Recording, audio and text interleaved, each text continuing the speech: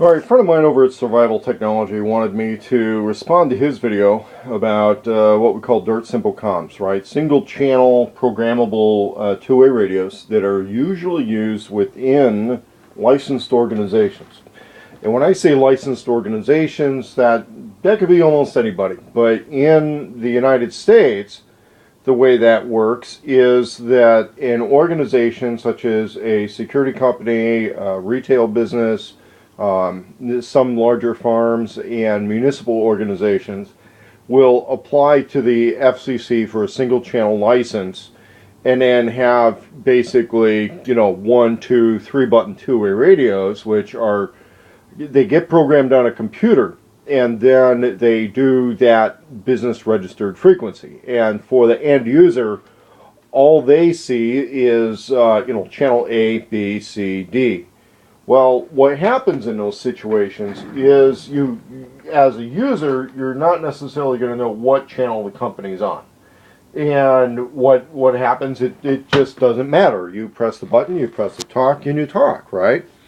Well, what I did as a security guy who hopped around from company to company and job site to job site is I used a programmable radio and a frequency counter at the time in the 90s when I was doing that stuff a lot, it was about a $120 device over at Radio Shack. Now you can buy those things from outfits in China for like, 20 bucks, 30 bucks.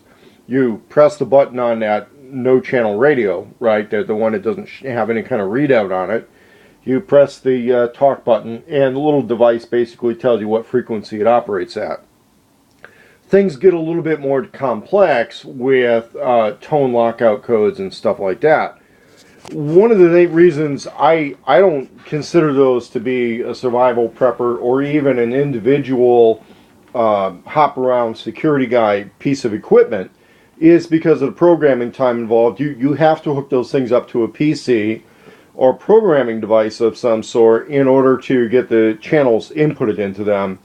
And there's kind of a logistics tail that's involved with that. The other reason in the security consulting work that I do, I don't talk about that kind of thing for free in the videos, is because it's very specific situation to situation. And there's some information I give away for free. There's other information you got to pay me for. That's the way those things work. The contents of this bag are some radios that I actually use with some stuff. I'm not going to open a bag on camera, okay? But I will drop a few hints, okay? I've written articles on other websites and other stuff pertaining to scrambled radios and stuff like that. That information is no longer current. The radios that I reviewed in the other website are no longer in production. There are scrambled radios available on the market. It's a different game plan for that, okay? And I don't talk about that in the YouTube videos. One thing I will talk about on dirt simple comms that's affordable and relatively innocuous, especially if you're going to be giving radios away. And I talk about this in some of the private consulting, which I can't talk about as much on YouTube, but I will talk about the operational and personal security issues that come up with your communication equipment. Obviously, cell phones aren't really all that secure, but in reality, there are different grades. And what happens is that as your features go up on commercial communication devices, this tablet computer is in reality a communication device. As your features and quality go up in communication devices, your security goes down. That's or put it this way, it depends on who you're trying to secure things against. But what happens is these cannot be hacked. If you go really, really old school, and really, really old school in the phone world was, you get a landline phone that's registered to a fake name. And then the only way somebody gets that number really is really old school intelligence work, gumshoe work, that you got to go to the phone book. Okay, now with most of the population in the world that uses phones is now on cell phones, you know, these things are a different game. But every once in a while, you can go to the old game.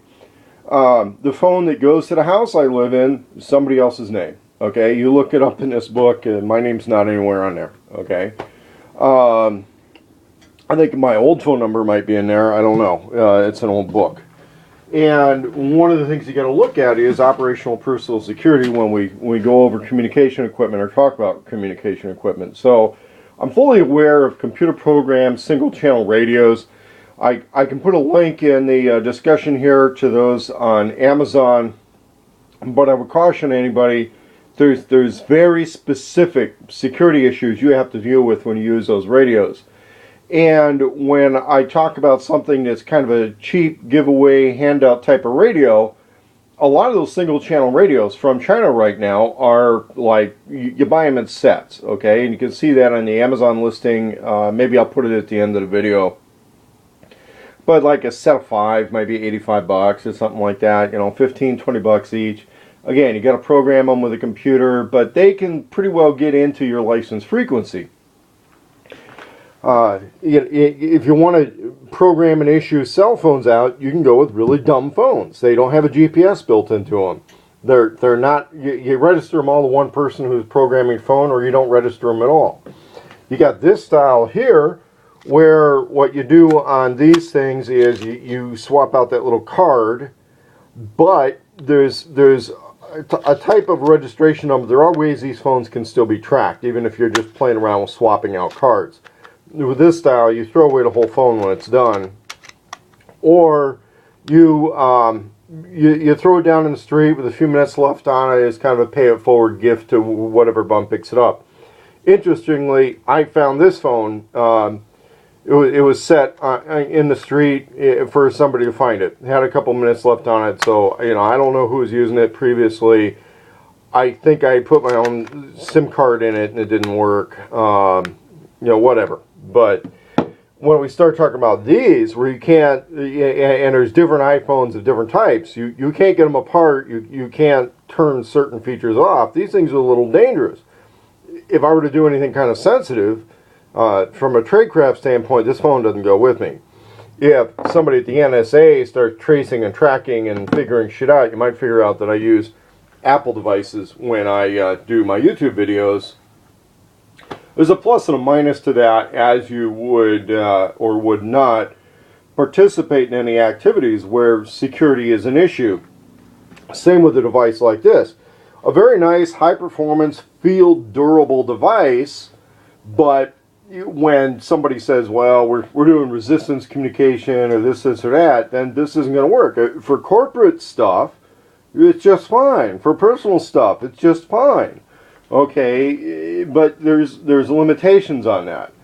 My recommendation for survivalist prepper type stuff is to go to yard sales, flea markets, and discount stores and get these little FRS, GMRS radios for next to nothing. Okay, they come from thrift stores, flea markets, whatever. I pay $2 each for these things. The batteries go dead and people throw them away. I had another video where I detail putting little carabiners on these things. You get them in bright colors, especially if you're handing out to kids, so you can stay in communication with people. If you're doing something like a survival convoy, these are, you know, they're limited, but they're useful. Especially if, let's say, you get a group of people, something's happened, and it's safer, it's better to even put together an ad hoc convoy, let's say at a truck stop, a gas station, a rest area.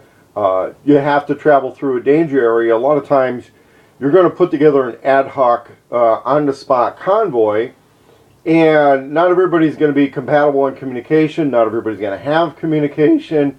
What you really want to do is practically just give these things out to people who, hey, are you heading in the same direction I'm heading?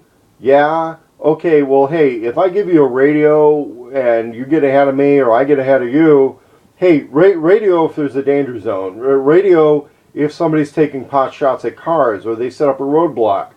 You do this at the rest stops, the truck stops, the rallying points where people might stop at a roadblock. You could just hand one of these radios to somebody who's going through a roadblock or checkpoint and say, hey, can you, let me give you this radio, and when you get to the other side of the checkpoint, tell me what happened. How many people were there? What's going on? And you don't necessarily have to share a whole bunch of personal information. And when you give that radio, it's expended, okay? But they're not that expensive either. If they get captured with that radio, or they're going through the checkpoint, they get scared, they're a turncoat, they're a traitor, whatever happens, and they hand your radio over to the enemy, well, you can change the channels on it, they can change the channels on it, he sees the display on a radio, you can program these on the spot. With those single channel corporate radios, that's a lot trickier to program those on the spot, and that's why I think they're a bad idea. I do discuss them with private clients. I don't think they're really good for the prepper thing. I know it took me a little bit of a while to get to that point, but I think the audience for this type of video is a little bit more of an advanced audience, so you're going to have the attention span to get to that point.